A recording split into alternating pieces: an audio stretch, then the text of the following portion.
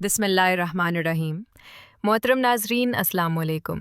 ناظرین، آج میں آپ کو سناؤں گی حضرت سلیمان علیہ السلام اور ایک چیونٹی کا واقعہ۔ ایک دفعہ حضرت سلیمان علیہ السلام نہر کے کنارے بیٹھے ہوئے تھے۔ ان کی نگاہ ایک چونٹی پر پڑی جو گھیوں کا دانہ لے کر نہر کی طرف جا رہی تھی۔ جب چونٹی پانی کے قریب پہنچی تو اچانک ایک مینڈک نے اپنا سر پانی سے نکالا اور اپنا منہ کھولا تو یہ چونٹی اپنے دانہ کے ساتھ مینڈک کے منہ میں چلی گئی۔ مینڈک پانی میں داخل ہو گیا اور پانی ہی میں بہت دیر تک رہا۔ حضرت سلمان علیہ السلام اس کو بہت غور سے دیکھتے رہے۔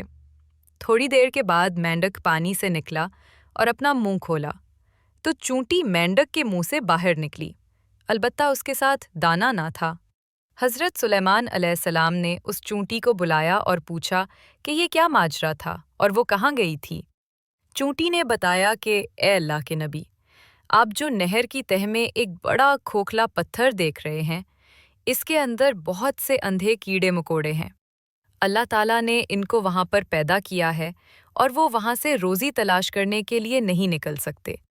اللہ تعالیٰ نے مجھے ان کی روزی کا وکیل بنایا ہے، میں ان کی روزی کو اٹھا کر لے جاتی ہوں، اور اللہ پاک نے ایک مینڈک کو میرے لیے مسخر کیا ہے تاکہ وہ مجھے لے کر جائے۔ اس کے منہ میں ہونے کی وجہ سے پانی مجھے نقصان نہیں پہنچاتا۔